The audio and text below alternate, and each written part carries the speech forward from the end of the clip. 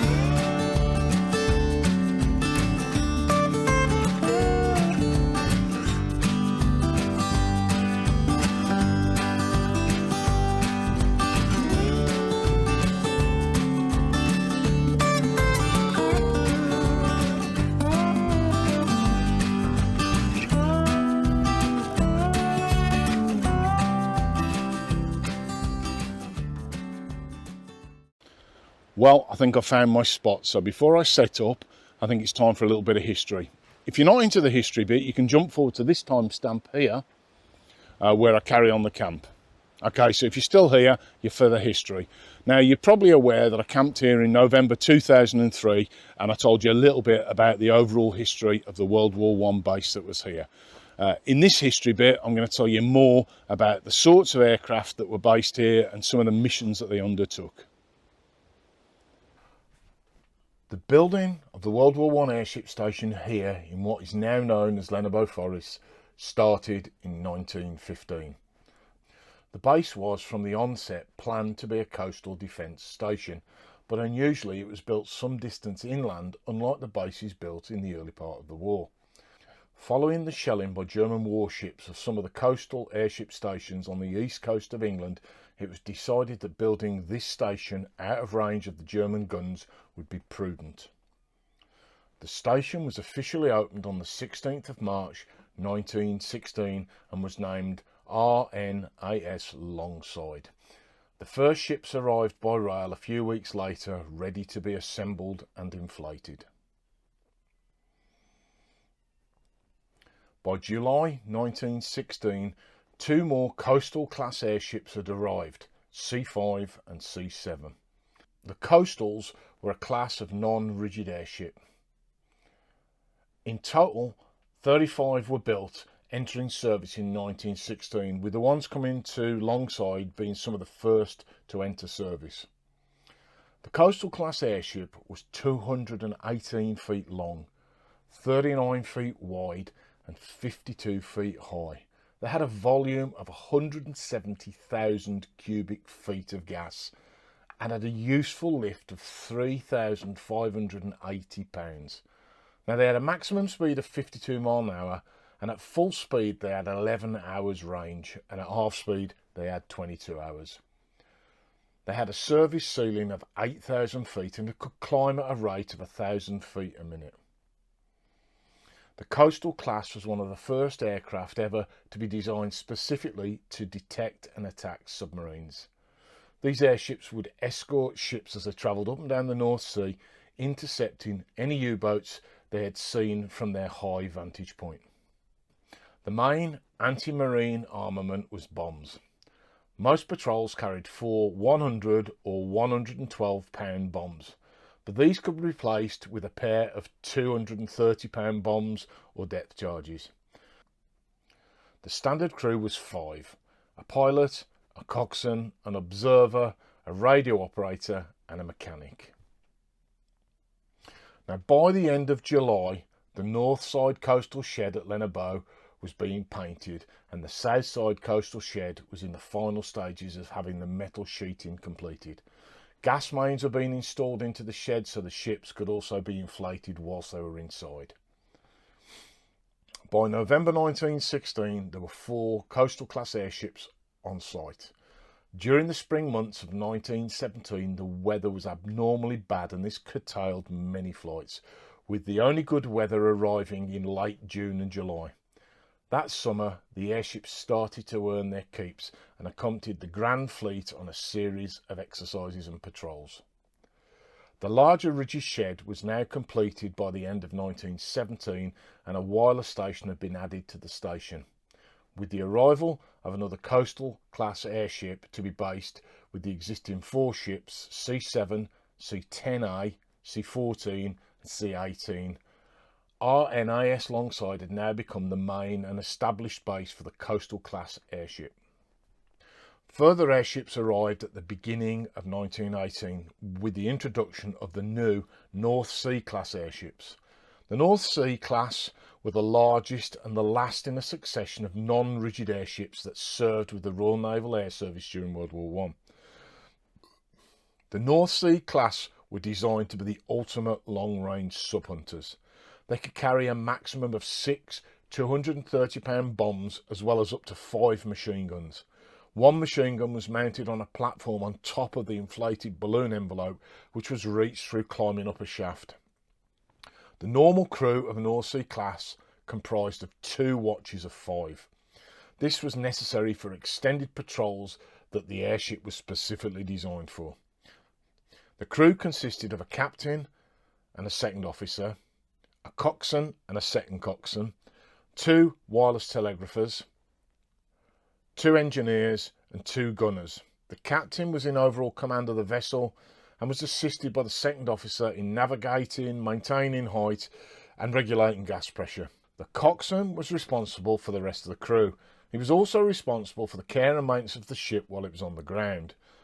He, or the second coxswain, steered the vessel in flight from a position at the very front of the control car. During patrols, the air gunners took on the duties of lookouts and also acted as the onboard cooks. The airship was 262 feet long, 56 feet in diameter and 69 feet high, and had a volume of 360,000 cubic feet of gas, and it had a useful lift of 8,500 pounds. It had a maximum speed of 57 miles an hour and could stay in the air for an amazing 24 hours with a service ceiling of 9,500 feet. In the spring of 1918, the weather improved, and in March, 76 escort flying hours were recorded, with some 200 ships protected by the airship's cover. It was planned that Royal Naval Air Service Longside's fleet would expand, as it had the capacity of the 2 coastal sheds plus the massive rigid shed in the centre. However, at the end of the war, it was decided that this was no longer required.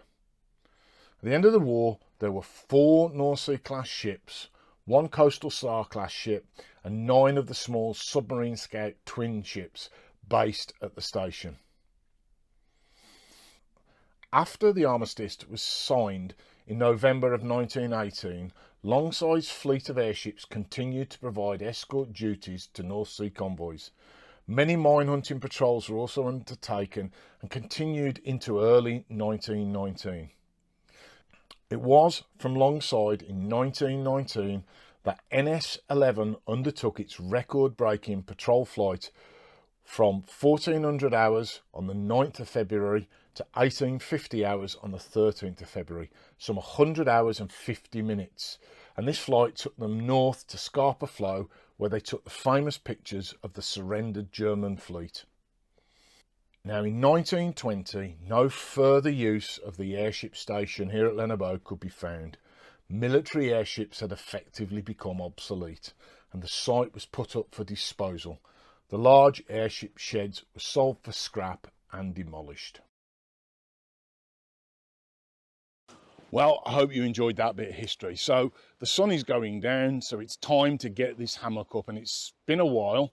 and I've only put it up once, so we'll have to kind of figure it out as we go along. I have made a few modifications to it.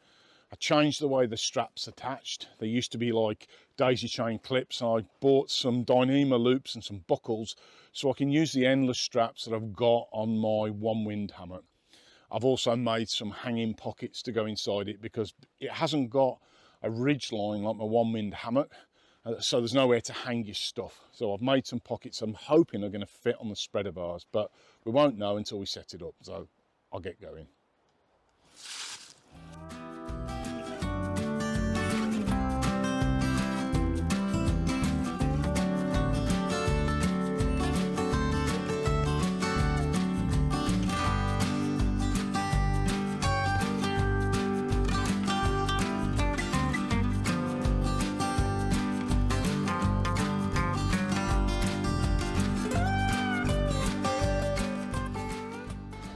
Well, that's it set up, and yeah, it wasn't that bad. I used a little electric pump to blow up the mattress, and I've hung some loops. I'll show you what I mean.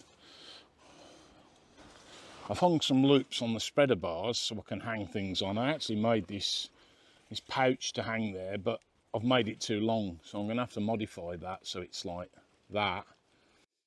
But I made those without actually having the dimensions, so I've got another one this end and a velcro-y thing, and underneath the mat, because it's not, as you can see, it's not set up for an underquilt. I'm sure you could make one, but a standard underquilt, I don't think it's going to fit it. So what I've got is I've got a cheap and cheerful foam mat, a very thin foam mat that's got a silver foil backing on it. I don't know if you can see that, yeah. And I've just put that underneath the mattress, and I'm hoping that's going to be enough to reflect any cold air underneath back down and give me that little bit more insulation. Time will tell. I mean, I guess in the winter I could always put my R9 mat on top. I don't think it would work as the base because this is kind of tailored to fit, but I could put the R9 mat on top, I guess. We'll try that out later on in the year, but for now that's that. Now I haven't got a tarp up yet, but I think what we'll do is we'll set one up now, and I've bought a shil tarp to use because it's a nice small tarp. So I've got a 2.5 by 3 meter tarp because I know this is not as big as it's not as long as my other hammock, so I need a shorter tarp. So we'll set that up and I'll bring you back once it's set up. Well, that's camp set up. I've got a tarp up and my seat set up, and I shall be getting some food in a minute. It's 7 o'clock, and yeah, we can tell autumn's on its way. Sun is dropping, as you can probably tell by the sun in my face. But I'll spin the camera around and I'll show you what I've done. It's not perfect by any measure. Let's have a quick look. So there we go. I've kind of done the tarp so it's up at the front so I can sit out underneath it, and it kind of drops down at the back. And we haven't got a forecast for rain tonight, but if we do get any, if it gets heavy rain, I can always drop the front guy lines down, but I think I'll be fine. Now the hammock actually looks like it's lower at one end, but it's not. It's not been used, and it needs a bit of weight in it to pull it down. I've tested it and it sits fine. Got my chair at the front, and I'm using, this is a Rab Sill Tarp 2. They're actually quite expensive, but I got it in a sale and I paid very little money for it, and it's incredibly light. And I just bought it because it's quite a narrow tarp. It's 2.8, I think it's not quite square, 3 meters by 2.8, but as you can see, it actually is a bit too narrow. So a 3 meter tarp would be perfect for this hammock, and I've got plenty of 3 meter tarps, so I shall bring one of those next time. But as I said, we're not expecting rain, so we should be all right, and that's how we look from the back. I just dumped my Bergen, oh, get out the sun. I just dumped my Bergen on the floor underneath. Watch the guy lines. And sometimes I'll put a small tarp on the floor for stepping in and out of, but actually the floor's bone dry. All I've done is I've cleared some of the debris, the bigger sticks, So if I get out in the night for a pee, I don't step straight on a stick or trip over a stick. So it's kind of clear. So that's me. And inside, what have we got? So I've got my, I'm still using, get that out of the way. Still using my summer, what do you call these, quilts. It is a one Tigris, one season quilt. Forecast is for it to drop down to about 10 degrees. I've got my Shangri-La pillow, which is just sheer luxury. And I've got a blow up pillow as well, just in case I've not got enough lift. I've got my downy jacket, just in case it gets cold in the night. And obviously what everybody needs when they're in the woods, that's my midgie net. Close at hand where I can grab it. And obviously inside, the tarp comes with this, what do you call this, an air mattress. And it's really thick. It's like the old kind of old-fashioned ones you used to get in the 70s and 80s. But it fills the hammock, and it's an integral part of the hammock. Without it, it still does sag a bit in the middle, but this kind of keeps it flat. So it's an integral part of it. But I guess you could use other ones, but they wouldn't be as good a fit. There we go, we'll move out. Move that, do that without tripping over. And there you go, that's what we've got. So, nice bit of open woods. And there we go, behind me the sun is setting, or it's going down quite quickly. It's not quite setting yet. So I think it's time to get some food on, and tonight, horror of horrors, I'm not having spicy noodles, but I am having pasta. I've decided to try out, oh gosh, that sun's bright. Let's move over there. There we go. See if I can get, there we go, getting a bit of shade. Yeah, I've decided to try some of the kind of quick cook packets you can buy from Home Bargains of all things. And I've got a dolmio pasta and sauce that's designed to be microwaved, but I reckon I could heat it up with some water in a pot, like boiling the bag style, and I'm going to put some tuna in it. It sounds not nice, but it's actually very good. Tuna and pasta together works great for me. So I'm going to do that, get that on the boil, and I'll hopefully, if the paint doesn't come off the packaging, I'm going to use the water I boiled it in to have a brew as well. So I'm going to set up for that, and I'll crack on, and I'll bring you back when I'm cooking. Okay, time for some food. And what I'm going to have, cooking with the old fire maple as usual, because, well, it works. It's a good stove. I'm going to boil my stuff in a Totes 750 pot. Hang on. And this is the stuff I plan to have. So this is that. It was like just over £1 in the supermarket. I was quite surprised. So according to them, you microwave them for 15 seconds or something daft like that. But and it says, yeah, they reckon that you empty it into a pan if you're going to cook it in a pan. But we'll give it a try. I reckon if I squish that into there like that, put some water around it, put it on the top, I reckon that should work.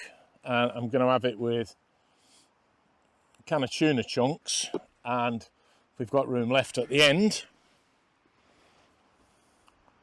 where are we? Of course, deluxe rice pudding. And I should imagine I'll be suitably stuffed after that, so we'll crack on and we'll get it going.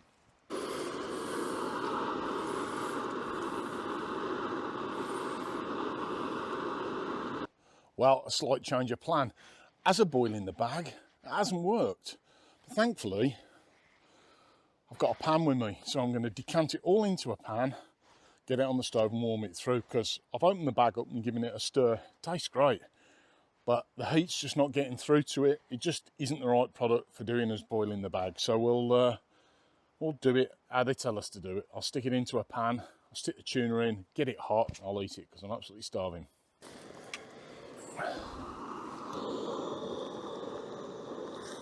Oh yeah, and that's warming up. Of course, typical titanium pan, everything's welding to the bottom, but okay, that'll do. That's hot. Job's a good one. Well, there we go. I'm doing my damnedest to stay out of the bright sunlight because the sun is really low now as it's going down. So that's that done. You can see that. It actually smells fab.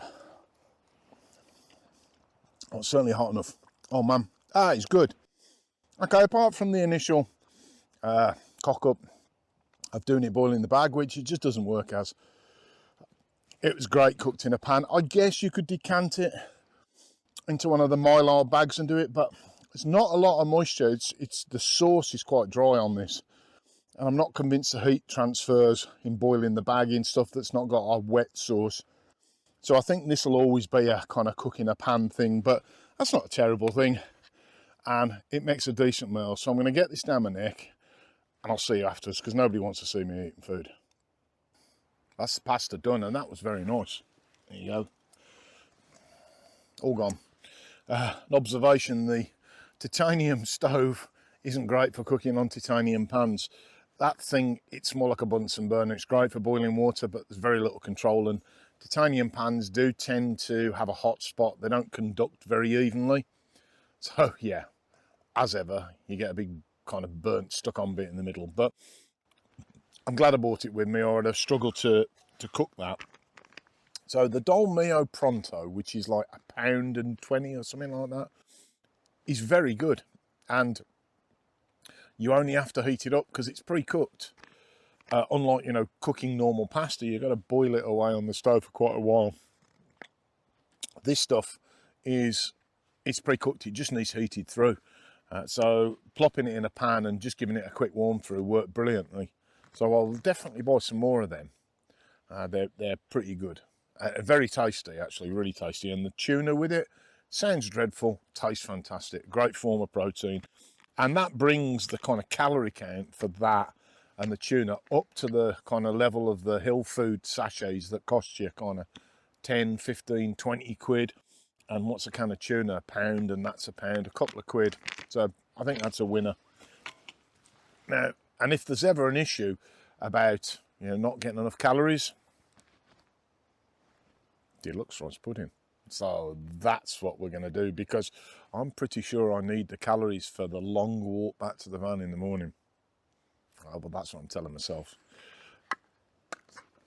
And, well, they wouldn't have put a ring pull on the top if they didn't mean you to eat it while you were camping. There we go. Deluxe. Deluxe rice pudding. I'll see you in a minute. Whilst my dinner done and I've had a brew and I'm just chilling out, and what started off as a really kind of grey, cloudy day has turned into a beautiful evening. It's sunny, there's no clouds in the sky, and I think there's a good chance of seeing some stars tonight, which would be brilliant. So I'm just going to chill here. I'm going to watch the last of the sunlight, and I'm just going to listen to the forest. I've got wood pigeons over there. I've got a woodpecker over there, and it's really going for it. So it's great. I'm just going to sit here, listen to nature, watch the sun go down, and I'll probably bring you back once it's dark and I'm getting into the hammock, and I'll give you my first impressions of actually getting in there to have a kip. So I'll see you then. It's certainly different to my other hammock. It feels actually a little bit tighter, constricted, and I think the comfiest way to sleep in this, weirdly, is going to be sleeping on my side, which, well, we'll try, but I will reserve judgment until the morning. But the initial findings, yeah, a bit strange and certainly nothing like my normal hammock. But anyway, I'm going to get my head down and I'll see you in the morning, and I'll tell you what I think in the wash up. So I'll see you in the morning. Well, good morning. It's 5:30, the sun's coming up, and I think it's time to get up and strike camp. Not the best night's sleep I've ever had, partly down to me, partly down to the design of the hammock, but we'll cover all of that in the wash up when I get back. But for now, just time to get up and strike camp. Well, that's me all packed up, as you can see, as ever.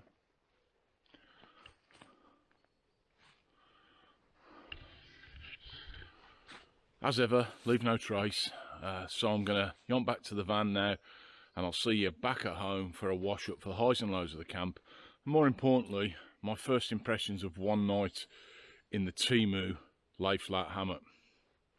I'll see you when I get back. Well, that's me back home, and it's 2 days and 1 haircut later, and I've had a bit of time to think about how the hammock performed, and I've taken some notes, so bear with me.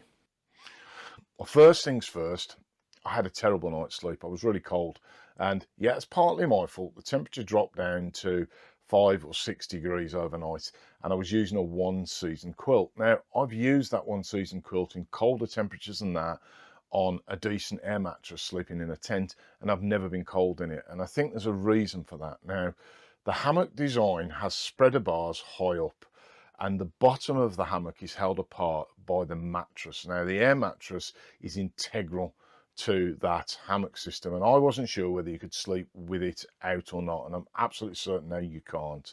Now, what happened is the hammock, the base of the hammock being held open by the air mattress slipped in the night. I'd rolled over and it slipped a little bit, and what that did was it made the base of the hammock narrower, and it squeezed in on me, and it squeezed in on the sleeping bag, which flattened the loft of the sleeping bag, and I felt the cold coming in down both sides. Now, there is no way of holding that air mattress in, and that's my first observation of the design flaw. There needs to be some sort of method for holding the mattress in so it stays square. Now, the second observation of the design is if that mattress slides up to the side like it did, the whole center of gravity of the hammock changes, and you end up feeling like you're about to tip out of it. It also puts all the weight on the zip, which I found out to my cost when I got up to go for a pee at 3 in the morning, undid the zip and I burst the zip, which in a midgie infested forest is an absolute disaster. Now, fortunately, I put my head torch on and a bit of patience, I got the zip to start again, and it's now running fine, but that could have been catastrophic. And the third observation is that the air mattress has no insulation whatsoever, and even though I'd put a foil covered mat, I could feel the cold air coming up through the bottom of the mattress, and it wasn't a particularly cold night. So if I was going to use this hammock in the winter or the autumn, I will have to come up with some way of suspending my underquilt to the bottom of it, because currently it's a very much a rectangular box shaped hammock, which is not going to fit my banana shaped underquilt, so I'm going to have to come up with something. So I think it's a good hammock. It's very well made, and I'm very pleased with the actual build quality of it, but it's got some glaring design flaws as far as I can see. And I think the first thing I'm going to be doing is I'm going to be putting 3 straps that are going to be stitched into the base corners of the hammock that will go over the airbed and will just cinch down. I'll put one top and bottom and one in the center, and that is to hold the air mattress in place. And I think that's going to tighten everything up and hopefully stop it squeezing in. And then I'm probably going to design or come up with some way of putting extra insulation underneath it. So that's my first use observations of the cheap TEMU hammock. So it's okay, but needs work. Well, I hope you enjoyed the video. If you did, it'd be great to get a thumbs up. If you're not already subscribed, very much help the channel if you click the subscribe button, and leaving a comment also helps that elusive algorithm find my videos and spread it out to the masses. So that would all help. So until the next one, I'll say ta-da. Ta-da.